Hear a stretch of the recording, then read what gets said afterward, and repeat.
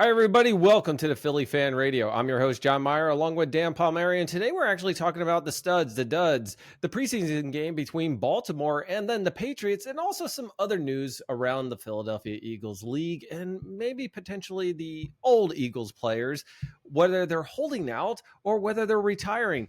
Dan, let's get to it. And I want to talk about the first preseason game against Baltimore. I took a lot of notes. I wanted to talk about this earlier, so we're going to mash it into this. What is your overall thoughts on the game? And then we'll break down some things. Yeah, so I thought the game was actually pretty good. I guess they were second stringers. Second stringers looked pretty solid. There were a lot of, and we'll go over the studs and duds, but I was pretty impressed. The defense, they started out a little bit, I thought, shaky, Yep. mainly the defensive line, but I think they calmed down and they seemed to get more in a flow. I was very eh, I was very interested in the fact that they started the game out in I guess you call it the Tampa 2 or the Bear defense of the 5 down linemen. And then in the second game, they came out with 4. So it's really going to be, I think that'll help them. It'll show a little versatility.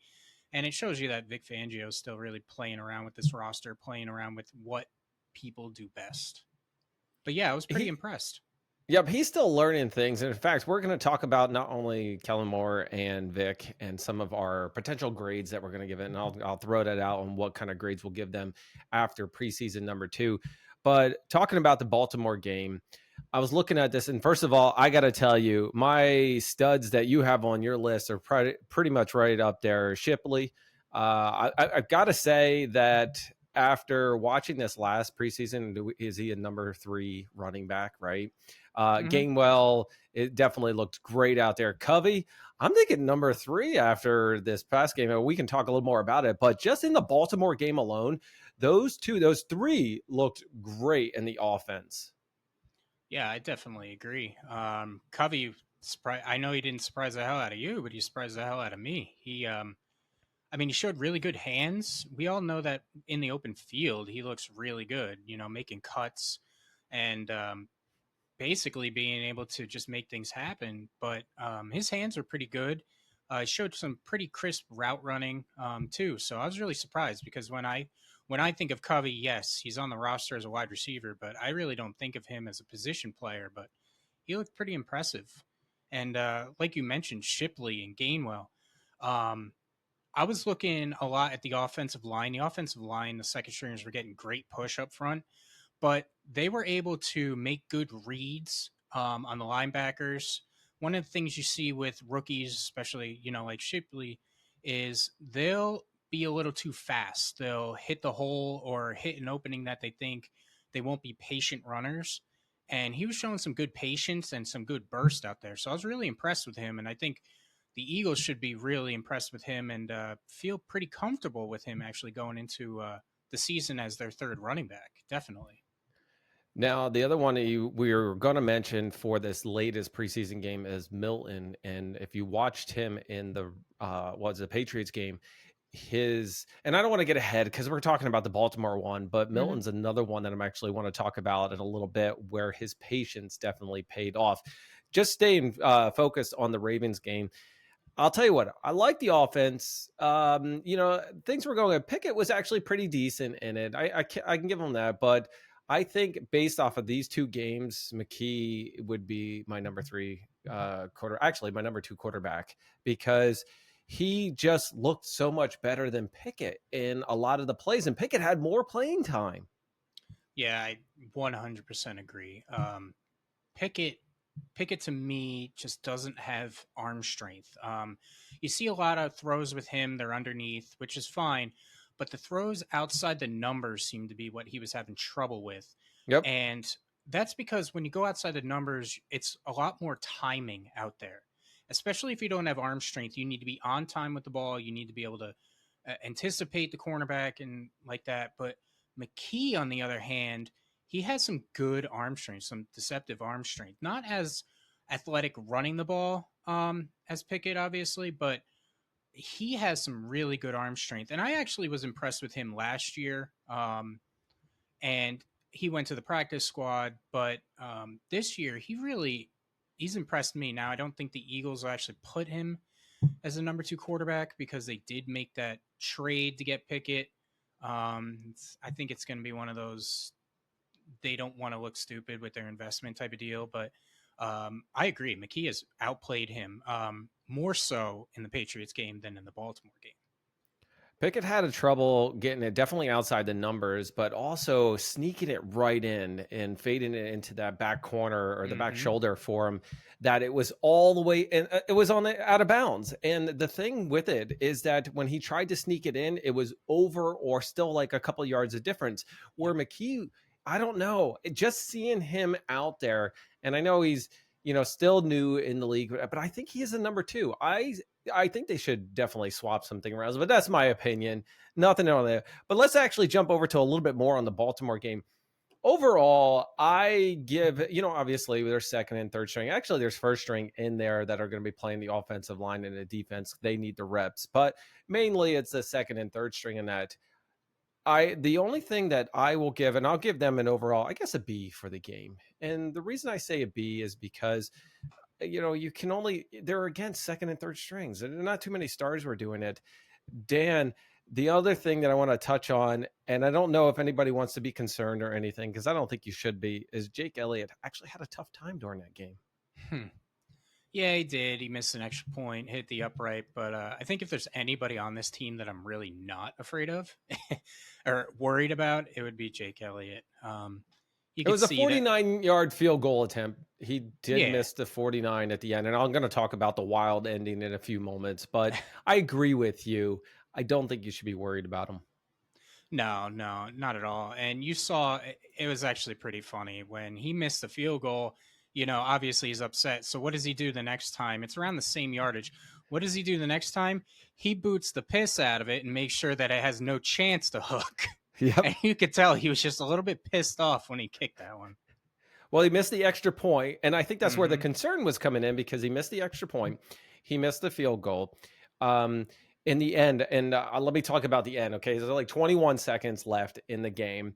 Jake Elliott's about to hit this thing, 49 yards, and he boots it, and the posts are only like 6 inches like thick, and he doinks the upright. And of course, he's like pissed as hell. What happens? Turnover on downs, right? So now the Ravens have the ball, and all of a sudden it's a strip and a turnover. Mm-hmm.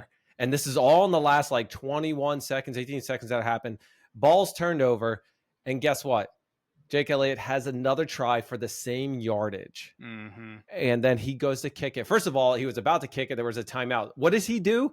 He runs all the way onto the sideline, does one kick, and then runs all the way back so that he could go and kick this ball. And when he kicked it, my heart dropped because if you watch this ball, it went and then it kicked back. I'm like, how the freak did it do that? Because it came back in and he nailed it for a game-winning field goal. Mm-hmm. Yeah, we've seen this over the years. The same script has been run. He's become pretty clutch. I mean, it's hard to believe that this guy. I think we got him off the Cincinnati practice squad, if I remember rightly. The same year as the Super Bowl. I think that was his first year. Yep. And the 61-yarder. Yeah, exactly. Against the Giants. Yeah, Yep. exactly. Then that kind of just catapulted him. I remember in the beginning, everybody was afraid because he was missing extra points pretty frequently, but he's become one of the more accurate kickers in the league and definitely a guy you can rely on to get you 3 points or an extra point consistently. Talking about the Baltimore game, the duds on my list are the same duds, almost the same duds on your list.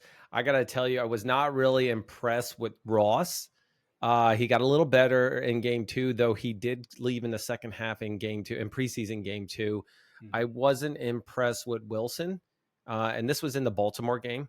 So I don't know. Obviously, the first preseason game, a little sketchy. Now everybody's got fresh memory on the second preseason game that just happened yesterday with the Patriots, but those were my duds for the first preseason game. Let's go with that. Yeah, no, I agree. The first preseason game, I definitely agree. I thought in the first one, another person that I had on there actually for both games was Devin White. I just put him up there because I don't think I've seen him make a single play yet. Um, whether that be in the run defense, pass defense, I just, and maybe that's a good thing. Maybe they're not running at him or whatever. I just haven't Yep. seen him make a play. And in the first game, everybody coming in, everybody was like, "Oh well, Zach Bond's at a hell of a camp. He looks great. He looks like a starting inside linebacker." Well, I didn't see that in game one. I Yep. really didn't see him perform um, well at all. In fact, I watched a few plays where they were doing cutback runs, and he was just out of position. Something that us Eagle fans know way too much It's a about. reminder of last year. Yeah, exactly. Out of position, getting eaten up by, you know, linemen, and it's just, but yeah, I guess you could say the preseason's all about improvement, and as we'll go into detail, I think he got better, but in the first preseason game, definitely was a disappointment to me. All right, well, rolling over to the Patriots game, the next preseason game, they had a joint practice on Tuesday up in Foxborough. There's not much to do around the practice field, I heard. So all they did is kind of like work out and do a lot of things. I heard and I saw a lot of the videos that it looked like a really good joint practice in order to go down with the Mm-hmm. first stringers going against each other. Now, you don't see that in the preseason game. So watching this joint practice is really one where you start to get a feel of how you're doing. It was definitely some tight competition. Yeah, I mean, the Patriots, while they don't really have a stellar offense, their defense is it's probably in the better half of the NFL. They have some good players. I mean, Gonzalez out there at corner is a good player. And Mayo, he comes from some good defenses when he played for New England. So they do have a pretty good defense, but like you, I watched some of the videos and it looked like our first team offense was just carving them up, and it didn't even matter. I mean, everybody's probably seen the stop and go and stop Yep. again route by Devontae Smith. He just made him look silly, and that was against their number one corner, who was almost a rookie of the year last year. So, I mean, it shows you where this team is maturity wise and how fortunate we are to have such a great team. I mean, we do take it for granted sometimes. Yes, they had a collapse, but you look at it and say, "Oh, could be worse. We could be New England fans." Yeah, poor New England fans. They're having a tough time not winning, season after season. We understand. I want to summarize this game because it's really fresh in my head. The biggest highlights that I have out here is McKee looked really great throughout the entire game. He played the entire second half, except for one series, and we're going to talk about it. Pickett, it was good. I mean, I'm not going to complain. Maybe he's just a little different because he doesn't have all his number one starters up on it.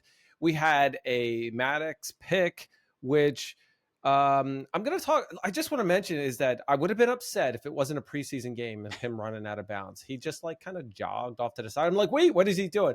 I have to remember that is preseason. I'm a diehard fan. Yeah, with his injury history, I'll take him going out of bounds because I was waiting for him to pull up with a hamstring injury. So, Yeah, so that I'll would have take it. definitely sucked. Nagata, Nolan, I actually think they looked good to be honest with you. I mean, definitely in the second half they were really Hmm. hounding home. So I'd like that. What are your thoughts, Dan? Yeah, Nagata. I mean, this is a player that he's shown good hands. He doesn't have quite the separation, but he's shown really strong hands. Not a Yep. body catcher, um, but a lot of that was because Tanner McKee was putting the ball in places that were ridiculously good. Yep. Um, Nolan Smith, I know I'm not as high as you might be on him. Um, he has a great speed rush. Don't get me wrong, but in the NFL, you have to have that second and third move. And his one sack came on, he was on a speed rush and he actually got chipped inside. So Yep. he was able to come inside and make the sack, which is good. He made the sack, but what I want to see is I want to see him get another move, whether that be a bull rush, whether that be a Dwight Freeney spin to the inside. I don't care. I just want to see him add a little bit of more than speed because in the NFL, if he only has speed, the edges are going to just push him off behind the quarterback. The quarterback's going to Yep. step up in the pocket and be able to do whatever he wants. So I'd like to see him established. I don't think he's a starter. Let me put it that way. I don't think he's ready to start in the NFL. He might be a good rotational player, but I haven't seen him in run defense that much. So I'm not sure if he'll be a liability out there, but he'll be one of those, what they used to call the NASCAR package, where they have all the speed rushers out there, you know, channeling our inner Super Bowl when Brandon Graham was in the NASCAR package. He actually lined up as a defensive tackle in that play. So I think he'll be good. But what I'm looking at is I want to see them fill the void by Hassan Reddick. Yep. And I don't see that quite yet. Well, he's not doing too much either right now. So we could talk about him real quick and come back to it. I mean, you mentioned his name. He is holding out for the Jets. He wants a new contract, 1 year and at 14.5 million. And first of all of us would be like, hey, I'd play for half. But you got to realize that they probably pay half throughout all their expenses and everything. And he wants to trade. And the Jets said, screw you. You show up or we're fining you daily. Yeah, I mean, it's such an odd situation. I don't know whether or not his agent is an idiot or he really didn't anticipate the market. But I mean, he demanded a trade from Who's the his Eagles. agent? I don't even know. I'm Hopefully, it's not gonna Drew check. Rosenhaus. That's what I was just about to say. If that's the case, he's got. Go ahead, keep going, man. No, it's just um, he he demanded a trade from the Eagles because they weren't going to give him the long-term contract. He went Yep. in, and I think what makes this worse is that he was traded to the Jets, and he went in his press conference and said, "Oh, I'm really excited to be a Jet. I can't wait to get on the practice field. I can't wait to play with my new teammates. Going to go 110%." And then that was the last time anybody's ever seen him in public. I can't find who his agent is, so whatever. We'll figure it out. But anyway, that's first of all, I think they're addressing some other needs there at the Jets, and they have to. The guys. I don't want to say he's not proven. He's proven, but he's not proven to them.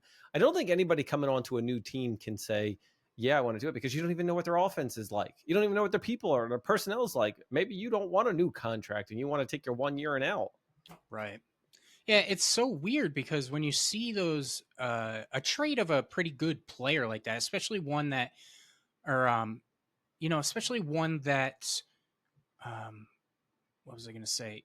Basically wants a new deal.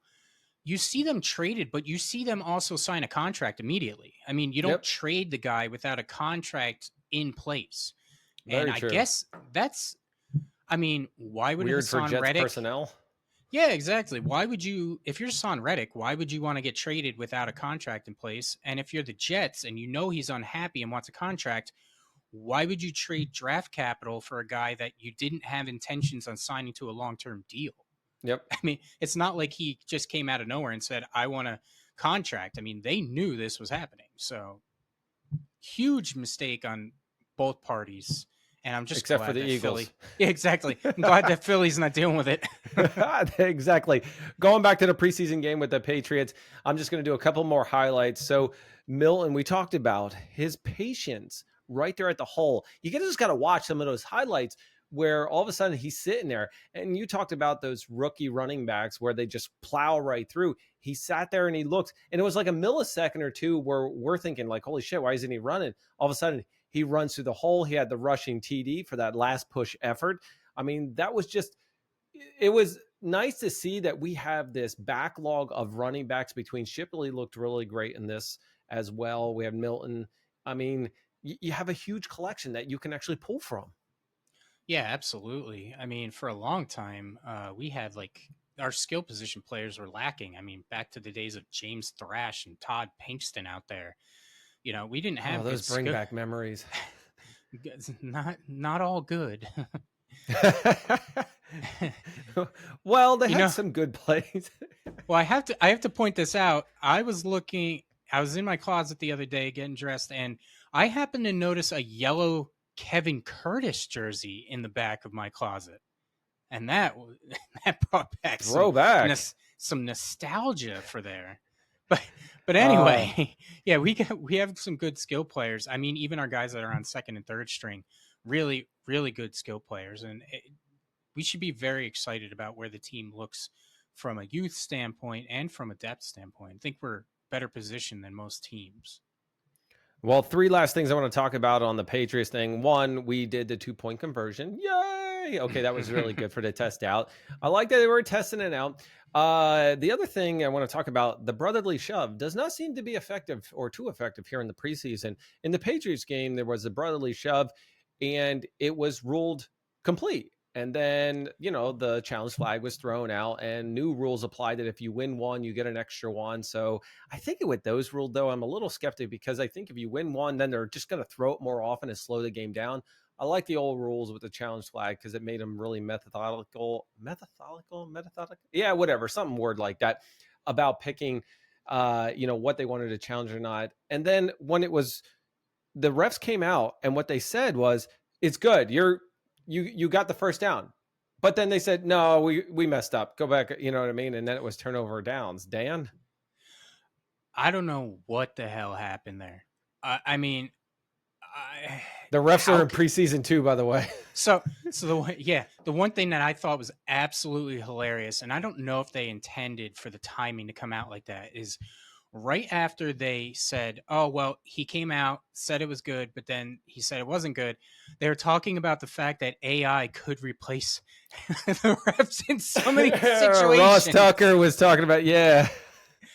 Yeah, I mean, just perfect timing. But yeah, how do you overturn that? Come on.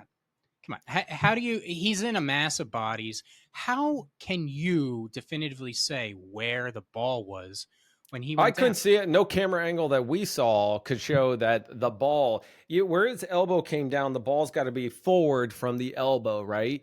So the elbow was like right there on the line versus the other. And the spot they gave him where he came up, the ball was moved back. So whatever. And I got to comment on your AI thing. I don't think they should do it. While it might be more efficient on the field, you ruin the anticipation, you ruin the suspense, you ruin the chains. I mean, that whole feeling of traditional football goes away. The chain gang is no longer unless they are a backup for seasons where they're moving around. Well, I'm kind of on the other end. I do Are agree ya? that, yeah, I kind of agree that it will destroy the anticipation and everything, but I think that it will take away some of the mistakes that we're seeing in preseason stuff like that. Kind of like, I mean, this is a football talk show, but like in baseball, I think the umpires should be gone. I think balls and strikes should be made by a computer. But we're gonna go. That's in baseball. Football might be something similar. I'm sorry. I agree with you. I agree with you in baseball. After all the horrible play calling that just happened in the last year, the umps were horrendous on it. But I guess maybe you're in baseball and you're thinking the same thing in football, like get rid of that stuff. I can see and sort of agree with you on the whole AI aspect that it'll get rid of some of the mistakes. But I think some of the mistakes, I mean, I guess if they're not a mistake against the Eagles, then I'm okay with it. I'm just curious as to how it would look. I mean, AI, AI is great, but will it be as exact as we think? I mean, a guy's laying on top of a mass of bodies and his elbows down. Is AI really going to be that much more accurate than the naked eye in that instance? Yeah, but dude, they've had the yellow line for how many years, and they keep saying it's unofficial on the announcements. We are obligated to say the yellow line is not official. If that can't be official after the 10 plus years of using it, how are you going to use AI just like that? I have no idea, but yeah, that makes me laugh every time. Is that when they say it's unofficial, it's like, yeah, you've had that pretty much since the days of cable television. Yep. Okay, I gotta get over this that whole thing. We get off the script so but all the time. The last thing, another wild ending. First of all, the Eagles are winning, so it wasn't that wild. It was 14-13. The Patriots had the ball. They were kind of going through. I do have a disclaimer to let you know is that the field was soaking wet right before the game, and they didn't even cover it. So that's why you saw a lot of slipping and sliding happen. And I think that's why they did not have a number of people starting because they didn't want them to slide all over. It was like the Baltimore game, too. And the last one coming up, 1 minute, 48 seconds left. What is it? Zap Zappy or whatever. Bad Bailey snap. Zappi. Yeah. Zappy. The snap the ball wasn't even up there. It was like down on the ground, like 6 inches back. And the ball was overturned with 1 minute and 48 seconds left in the game to end the game. So I want to say another wild ending, but it was still a wild ending because the Eagles typically do not win preseason games. Yeah. No, that's right. And I thought the most, kind of going back to the beginning of it, the most encouraging thing that I saw was that they had second and third stringers on their defense starting. I mean, for Christ's sake, Bradbury was out there playing free safety to start the game. And that was the first string. I mean, for anybody watching the game, that was the first string offense for the New England Patriots playing pretty much the first quarter because they couldn't get anything done. Yep. So, and our guys held up really well. The starter, we saw some starters on defense play a little bit. Occasionally there were some starters, but I think we can be encouraged by the fact that those were starters, and we had a lot of second. I mean, the entire defensive line, the starters didn't suit up except for Bryce Huff, who needs to work anyway. But I mean, Isaiah Rogers, Keely Ringo, Quinion Mitchell. I mean, these guys are looking solid. I mean, our secondary, there should be no reason why our secondary is not markedly better this year. So I think it's really promising. Well, Dan, we talked about not only the Ravens, we talked about the Patriots game. The next game that's coming up, the last preseason game, is this Saturday, August 24th, 1 p.m. It is a home game at the Link. Yay! Woo! It's 1 p.m. on Saturday. So I think it's actually very doable considering they normally do Thursdays and Fridays, letting everybody know. I want to talk about Will Grier. He played one series. What the freak was that? I was like, why do we just bring him in one series to get his rep and then go back to McKee? I mean, that's the third, fourth straight. I mean, the way it goes is, McKee, then Grier. Did they just want to see him to evaluate before they? I don't know. Maybe McKee was going to the bathroom. I have no idea what the hell Did you see the blue 10 up at that time? I don't know what the hell that was. I mean, I don't see guys come in for a series and then go back out like that. But except for starters in the very first part of the game. That's the only time I see it. Maybe actually, speaking of that and getting off a thing, maybe we'll see the starters at the Link for one series this Saturday. I think you got a better chance at seeing the Eagles flying over the stadium. But yeah, I don't see that. That could happen. But anyway, I don't understand what that was all about. There was even the commentators, Ross Tucker was like, why only wait? And the one guy was like, he's like, well, I guess there goes McKee, and we'll see Will Grier for the rest of the game. And then he was out the one series. So who knows? Dan, two more things before we wrap things up. I gotta ask your comments and maybe a possible grade level on Keelan Moore. I mean, it's been pretty vanilla, but I think that's the preseason. That's the nature of the preseason. But we've seen a lot of motion. I like that. And I think the one thing that's really good is I was afraid that Kellen Moore was going to come in here and just want to implement his offense, and that's the end of it. We've seen a lot of read option going back to the days of, when Shane Steichen was here. We had a lot of read option. Last year, I didn't see as much read option. So we've had a lot of read option from Kellen Moore this year. So it shows that he's really not just taking over the offense. He's meshing the things that went well with his offense and our previous offense. I mean, because he wasn't running the read option with Dak Prescott. He wasn't running the read option with Justin Herbert. So this is something new to him, but he's recognizing what's working well, and he's doing it to a T. And I don't want to say this of an ex-Dallas coach because it's gonna make my skin sizzle. But tough. He's actually done a pretty good job. I think he's done well. I think for me, and before you give his grade, I'm going to give a couple of comments on him. And I always pronounce Kellen. If you listen to the broadcast, it's Kellen, but then other people say Keelan. So I don't know. I'm going with Kellen. You go with Keelan, and one of us will eventually be right. No, I gotta say it. So Keelan, Kellen, Kalen Moore. We'll make up Kalen. it. K Moore. So K Moore, that's going to be his new nickname.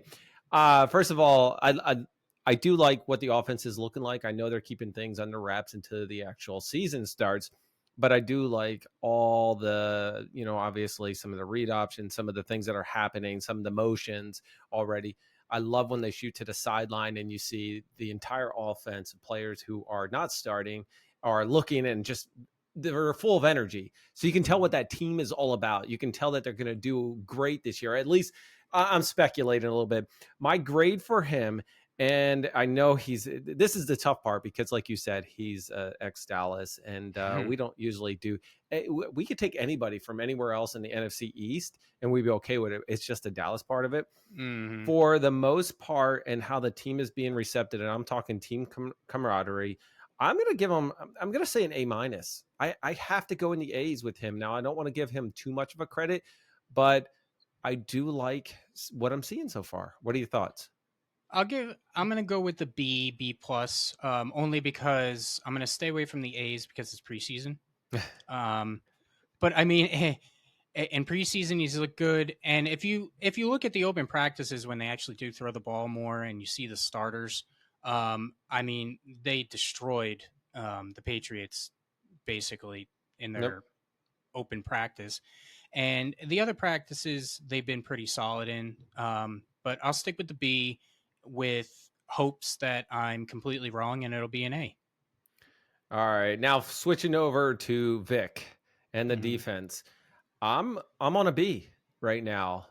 I know they got a lot of new people on, switching some things up, moving some people around. The first preseason game was probably a B minus to a C plus, but they got their shit together from the start of it. So then I'll, Yeah. I'll go into the B minus. This game, even though there was some great, like Nolan was up there, seeing some of those Jeremiah Trotter jumping into it, and seeing some of the Quinyon Mitchell and doing his stuff, I'm going to reserve a little bit more than I would with the offense. B minus for Vic and the defense. Yeah, I completely agree. It's just there's there's so much overhaul that's going to happen on the defense. That is happening on the defense. That it's hard to gauge what it's going to be. But you've heard these players like Zach Bond, these guys that we really didn't know what it was going to look like. Um, and you're kind of just at this point trusting Vic that he knows what he's doing, his many years of coaching.